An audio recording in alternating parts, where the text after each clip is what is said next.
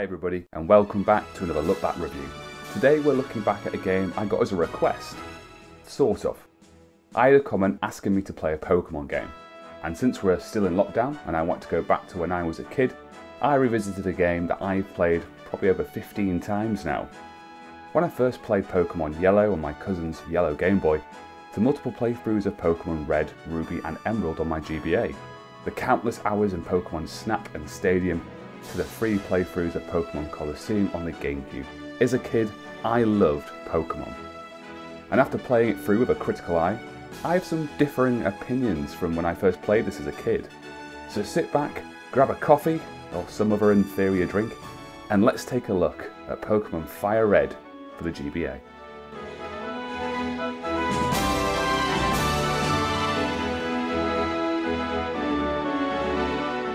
So Pokemon is known for being a catch-em-all, turn-based RPG, which has been going strong since the first set of games released in Japan in 1996. You would travel through a world catching a bunch of elemental monsters, training them up to beat up other monsters, go to different towns and cities, earning badges from gym leaders, all to eventually challenge the Pokemon League and become the Pokemon Champion. The newer games have even got some interesting post-game to jump into. But, like most people who've played the Pokemon games, I'm skipping that for now and reviewing from when we start to when we see that end screen. Nothing more today.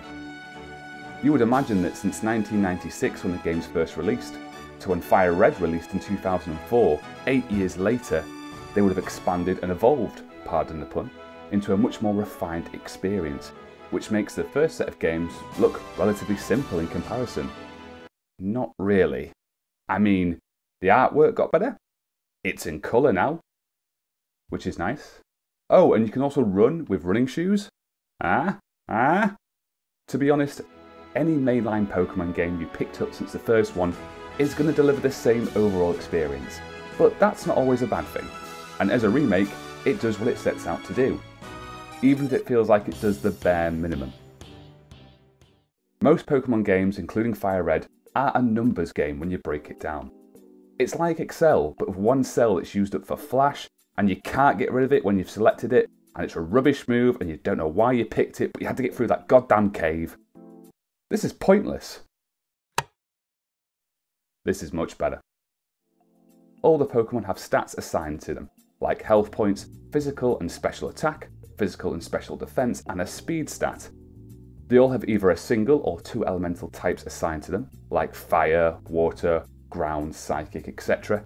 And they will have advantages and disadvantages to each other, like fire doing double damage to grass, or rock types taking no damage from electric moves. Also, fighting types take double damage from flying types, because as we all know, people that fight are scared of birds. Each Pokemon can also learn up to 4 moves, which will have an element assigned to them. You can have various effects from just doing damage, to raising or lowering stats, putting enemies to sleep, paralysing them, etc. Once all your opponent's Pokemon have fainted, as you can't say die in this game, they're sleeping, Harriet, they're just napping, okay? You win. If all yours faint, you lose. It's as simple as that. If you win, you'll gain a little bit of cash dollar, and your Pokemon will gain some experience. Get enough experience and they'll level up and get stronger. They can learn new moves, and at some levels they even evolve into more powerful monsters. As you can only carry 6 Pokemon around at a time, and there are 17 Pokemon types in the game, you're never going to have a team with advantages over all Pokemon. That's one of the challenges of the game, making a balanced team that can take on any trainer and the battles it throws at you. The game's main gimmick is that there are over 151 Pokemon to catch and fight with, meaning that every Pokemon you catch or encounter should be a fun and rewarding experience that keeps the player fighting and catching throughout your journey. The reality though is that, as interesting as it all sounds, going back to this game, I found that the early game is extremely repetitive and, well, flat out boring. My issues are specifically up to the second gym. For the gym leaders Brock and Misty, if you hadn't selected either Bulbasaur or Squirtle, these two gyms could present a real roadblock, and the best strategy to beat them would be to grind out levels until you were strong enough just to brute force them. You would only have around 1 or 2 Pokemon available that could counter those gym leaders, and due to the low level Pokemon in these areas, catching these, leveling them up and getting them battle ready only to throw them away after the fight, it just felt like a massive waste of time. At this stage of the game, and in battle, trying strategies like status ailments were inconsistent, as you often couldn't tank many attacks, so by the time you had set something up against a Pokemon you had a disadvantage against, well, you were already dead. I may as well just spend that time training up Archie over here until he can just demolish Brock instead. I know I want to use him throughout the whole game, so at least my time won't be wasted.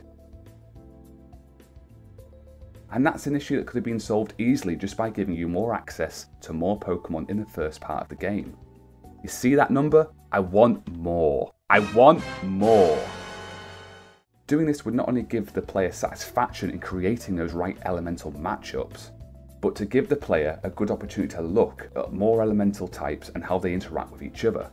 They may have done this to avoid overwhelming the player, but I think they're underestimating the player and their abilities to memorise and learn the game's battle mechanics. But because of this, playing through the first few hours of the game was painful. I actually got a throbbing pain in my thumb from constantly hitting the A button and playing through the same wild encounters over and over again. I even got stuck for a while on my 15th playthrough against Misty, and this is where a lot of my complaints come from. I didn't want to catch an Oddish, the only real counter to a water Pokemon near her gym, just to throw it away after the fight. So instead of grinding up an Oddish and try beat it with that, I grinded up my Parasect to take a few hits, lead with a Stun Spore and try and finish up with Archie. Also, the reason my Parasect is called Balance is I asked some friends and family members what their favourite Pokemon were, and it left me with 2 slots for other Pokemon.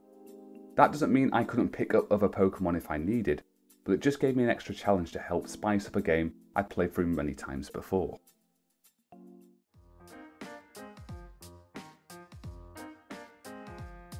I had Charizard for Archie, Vaporeon for Harriet, Gyarados for Jordan, and Pidgeot for Simon. I ended up with a Snorlax for some pure power and Haunter for some immunities and type coverage.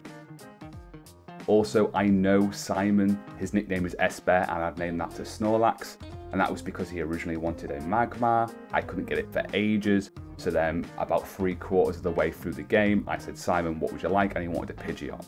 So instead of having a cool Magmar, I got a sandbag for a Pokemon called Pidgeot. And as much as I'm talking trash on the game now, being able to create and finish the game with a team like this already means this game has some redeemable qualities. So stick around, the good sides are coming. Anyway, back to Misty. I tried the Parasect strategy over and over again, and I was losing by just a little, and eventually it did work. I popped off in my front room, cementing to my wife that I really am the best that ever was. No one ever was. Da, da, da, da.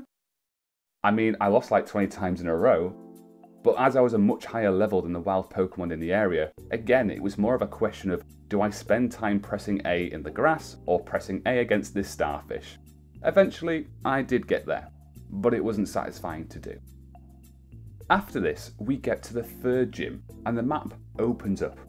I have access to the Verse Seeker to quickly battle trainers for more cash and experience, and my Pokemon started to come into their own with some interesting and specialised movesets. The shackles started to come off, and it started to become the game that I remembered. I can be a bit more creative with my team and battle plans, and that is the mark of a good RPG. However, it took me 8 in-game hours to get here. Why do I say 8 hours when the game looks like it's sped up? That's because I'm not a psycho and I played it on an emulator, that's why. I think if I played this game on original hardware, I'd have lost my mind.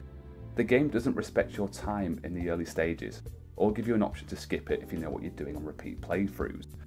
Honestly, playing this game at 2 times speed looks like how it should have been played.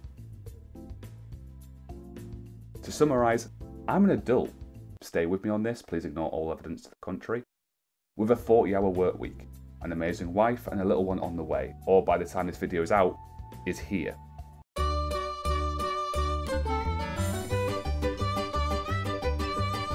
I can't realistically give this game 8 hours of my life when it feels like a tutorial, and ideally, it should be skippable. Not only this, no matter how you play the game, most players are going to need to grind at some point, so it isn't just an issue with the beginning of the game. Towards the end of the game, the lack of high level Pokemon to grind against to challenge the Elite Four's mid-level 50 Pokemon means you're stuck in another similar slow slog from the first part of the game. Although you do have a lot more Pokemon to play with here, so it can be used as a time to reform your team and look to possibly sub out one or two of them to gain an advantage in those last few battles.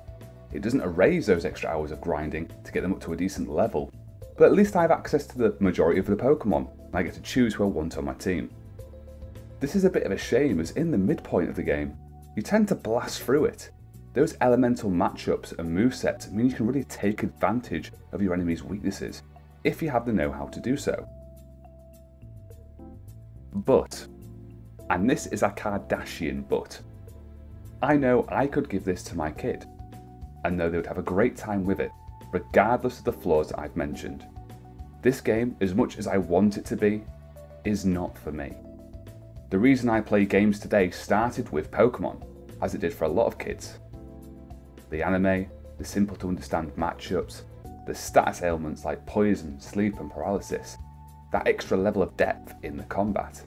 It's a great entry into the world of RPGs and video games as a whole, with colourful and fun character designs, a truckload of moves and techniques to understand and learn, as well as a simple but fairly large map to explore. And what's a tedious few hours of gaming for me is a learning curve for a young person to get to grips with the game and cement how battles work. When playing through the game, I could recognise the lessons the game was throwing at me.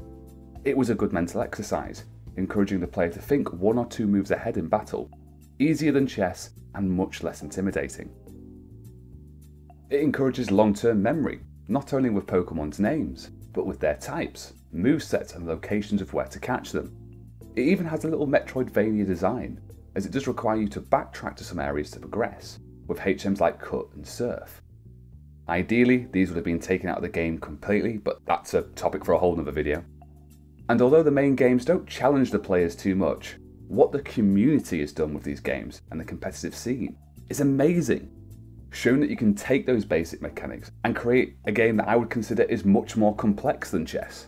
I mean, if you can take a rook, use Intimidate to lower the attack of all of the pieces on the board, then use Sword Dance to sweep the entire board, I'd love to see it.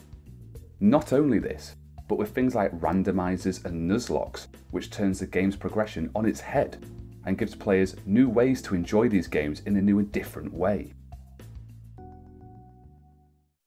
All in all, it wasn't really that fun for me the 15th time around. I knew what Pokemon I would see, what Pokemon I would go up against, and the solutions, well, before I even got to the puzzles.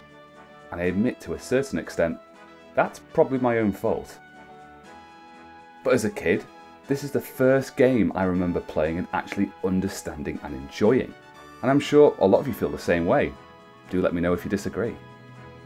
It's actually motivated me to give the new Pokemon games a go, Pokemon Sword and Shield. Gen 3 and Fire Red are the last Pokemon games I played, and I'm excited to go back to that stage of not knowing every Pokemon, and being surprised by their new designs, types and movesets. So although Fire Red isn't a game I can recommend you play today, even on an emulator that speeds up time, the challenge, story and payoff aren't worth the slow grind in my opinion. It's not a horrible game by any means, but games have moved on, and this hasn't aged well. As an alternative, there are some great Pokemon GBA hacks out there that address a lot of the issues I have, and they're all a simple Google search away. I know my friend Jordan has been banging on about one for ages. Did I remember it? Did I fudge? Other games like Divinity Original Sin 2, XCOM, the Persona series and even Mario vs Rabbids offer a much better and rewarding challenge in my opinion, whilst growing from the basics of the turn-based and elemental combat we all loved in Pokemon.